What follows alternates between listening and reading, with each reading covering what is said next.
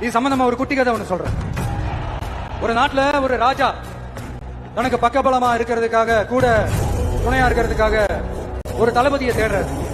சரியான தகுதிகளோட ஒரு 10 பேர் செலக்ட் ஆகுறாங்க. ஆனா அதுல ஒருத்தர் மட்டும் தான் செலக்ட் பண்ணணும். அதனால அந்த ராஜா என்ன பண்றாருன்னா ஒரு டெஸ்ட் வைக்கிறாரு. அந்த 10 பேர் கையிலையும் விதை நெல்லை கொடுத்து இதை நல்லா வளர்த்து கொண்டு வாங்க, ஒரு 3 மாசம் கழிச்சு வாங்கன்னு சொல்லி அனுப்பி வச்சிருக்காரு. 3 மாசம் கழிச்சு வரும்போது அதுல ஒரு 9 பேரும் நல்லா வளர்த்து கொண்டு வந்திருந்தாங்க. ஒருத்தர் மட்டும் வெறும் தொட்டியோடவே வந்தாரு. என்னன்னு கேட்டதுக்கு, நானும் தண்ணி ஊத்தி பாக்குறேன், உரம் நிறுத்தி வச்சு பாக்குறேன், வளரவே மாட்டேங்குது ராஜா, என்ன பண்றதுன்னு தெரியலன்னு சொன்னதுக்கு ராஜா அவரை கட்டி அணைச்சிக்கிட்டு, இனிமே நீதான் என்னுடைய தளபதி, எல்லா அதிகாரமும் உனக்குதான் சொன்னாரு. ஏன்னா அந்த 10 பேர் கையிலையும் ராஜா கொடுத்தது அவித்த விதை நெல். அது முளைக்கவே முளைக்காது. அந்த 9 திருட்டு பயல என்ன பண்ணிருக்காங்கன்னா